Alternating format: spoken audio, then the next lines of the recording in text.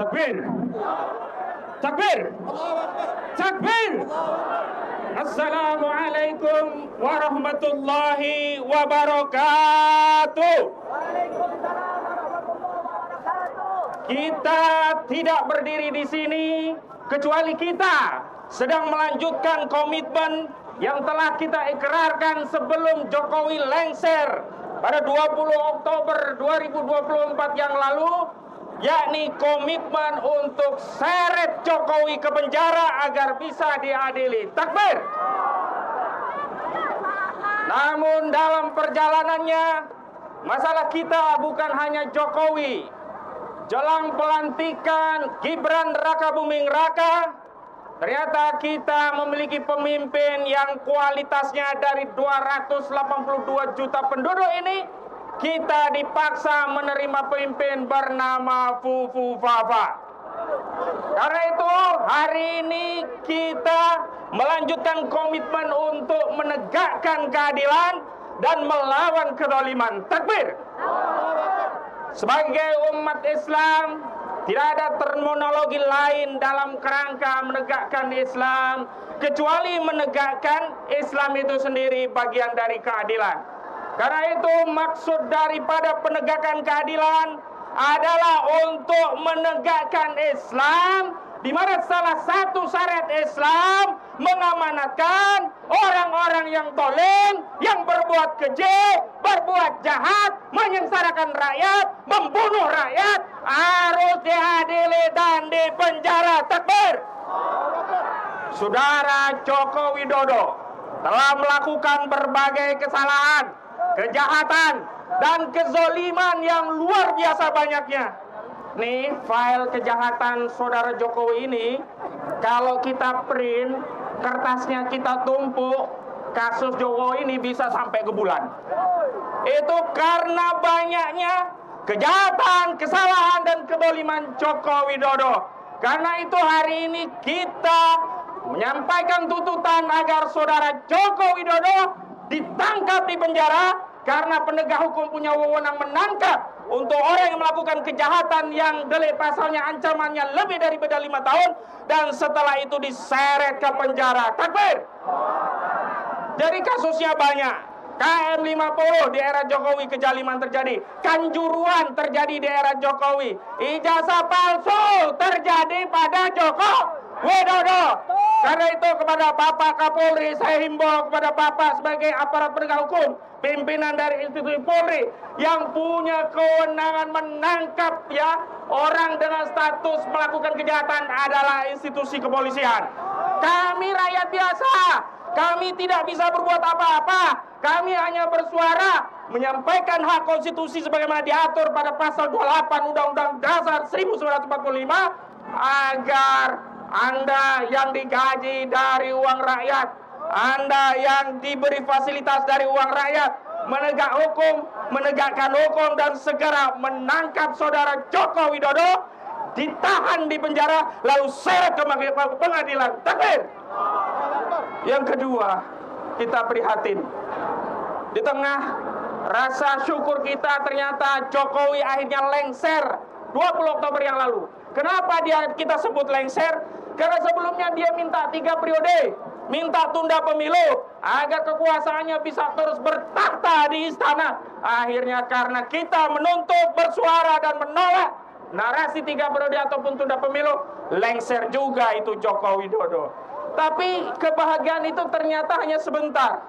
Karena akhirnya kita terpaksa menerima kenyataan punya wakil presiden dengan kasus Fufu Fafa.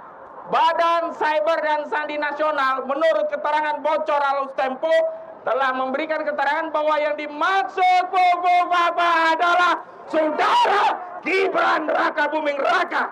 Karena itu kita menuntut agar saudara Gibran Rakabuming Raka dimajukan. Takbir. Ini adalah konsekuensi perjuangan penegakan keadilan. Yang kedua, melawan kezaliman tidak sekedar melawan orang-orang yang zalim, tetapi juga sistem yang membuat kita dizalimi. Ini akan ada yang namanya tax holiday. Pengusaha yang kaya akan diberi libur gak bayar pajak. Sementara kita rakyat kecil tiap hari everyday tax, tiap hari kita kena pajak, betul atau belum? Ada Pak Pramono pengusaha kecil di Boyolali, susah memerah susu, uangnya diblokir oleh otoritas pajak. Sementara Ruslan Ruslani, pemerintah saat ini mau mewacanakan kasih lagi bagi pengusaha libur pajak atau tax holiday. Ini dolim apa dolim, saudara? Dolim apa dolim, saudara? Karena tidak ada pilihan lain dalam pemerintahan yang sekuler ini untuk menutup biaya mengelola pemerintahan kecuali dengan pajak. Sementara APBN kita di 2025 ini sudah disusun defisit sebesar 600 triliun rupiah. Dan APBN kita modalnya dari pajak, kalau ada yang kurang defisit ditutup pakai utang, dan utang itu pakai riba. Inilah kedoliman yang membuat kita tidak pernah merasakan kesejahteraan di negeri ini, meskipun kekayaan negeri ini luar biasa.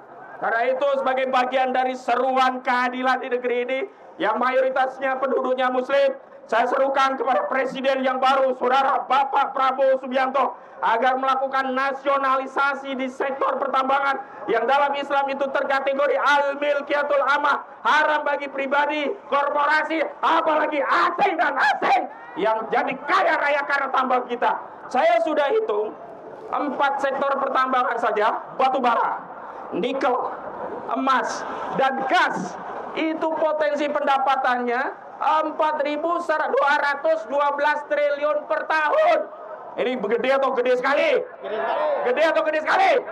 Sementara APBN kita disusun hanya sekitar 3.000, sekian triliun. Kira-kira cukup gak nutup APBN?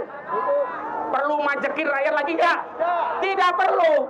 Tapi karena kezoliman sistem yang tidak menerapkan syariat Islam inilah kekayaan yang Allah karuniakan untuk negeri ini yang gak pernah ditanam oleh Luhut bin Sarpanjaitan. Saya mau tanya, Luhut bin Sarpanjaitan itu memanen batu bara, dia nanam batu bara nggak? Siapa yang menciptakan batu bara? Allah. Hukum siapa yang mengatur batu bara? Hukum Allah. Dan hukum Allah telah menyatakan batu bara, minyak, gas, dan harta yang termasuk al-milkiyatul amah, sebagaimana sabda baginda Nabi Muhammad sallallahu alaihi wasallam, al-muslimuna syuraka'u fi salati bil ma' wal kala wan nar. Dan di hadis yang lain ada matan atau redaksi wasamanu waromun. Para ulama mengistimbat dalil bahwa harta-harta yang sumber energi air, api, yang menguasai hajat hidup orang banyak, sebagaimana hadis yang diriwayatkan Abyad bin Hamal, yang ketika itu beliau meminta tambang garam al-milha kepada Rasulullah. Awalnya dikasih, tapi begitu tahu depositnya melimpah, lalu seorang sahabat bertanya, "Atadri ya Rasulullah, innama kotok talahu malahid." Ya Rasulullah, engkau tahu apa yang kau kasih sama Abyad bin Hamal? Sesungguhnya engkau memberikan tambang garam seperti air yang mengalir yang depositnya melimpah. Karena itu menurut aturan Allah yang menciptakan batu bara, yang menciptakan minyak, yang menciptakan gas, yang menciptakan emas, pengelolaan sumber daya ini harusnya oleh negara selaku wakil rakyat, dan manfaatnya dikembalikan kepada seluruh rakyat selaku pemiliknya. Karena itu harusnya Bapak Prabowo dalam kinerja 100 ini melakukan nasionalisasi, mengambil alih seluruh tambang dari individu, swasta, korporasi, dan asing untuk membiayai APBN dan memenuhi hajat rakyat yang menjadi kewajiban negara. Takbir. Dan terakhir, ini tuntutan yang tidak boleh kita anggap berhenti sampai di sini. Karena kita tahu bahwa kedoliman itu juga melakukan upaya untuk mempertahankan diri atas segala kedolimannya. Kalau hari ini aksi belum dipenuhi tuntutannya, maka tidak boleh berhenti, harus ada aksi selanjutnya. Kalau hari ini aksi belum dianggap punya kekuatan untuk mendobrak, maka kita harus lakukan aksi-aksi selanjutnya agar tuntutan umat, menegakkan keadilan, dan menghukum siapapun yang berbuat zalim tanpa terkecuali Saudara Joko Widodo bisa ditegakkan. Setuju? Adili Jokowi, setuju? Makjulkan Fufu Fafa, setuju? Siapa itu Fufu Fafa? Siapa itu Fufu Fafa? Siapa itu Fufu Fafa? Apakah kita ridho punya pemimpin kalibernya Fufu Fafa? Apakah kita mau dipimpin 5 tahun oleh Fufu Fafa? Karena itu kita menuntut majukan Fufu Fafa. Allahu Akbar. Assalamualaikum warahmatullahi wabarakatuh.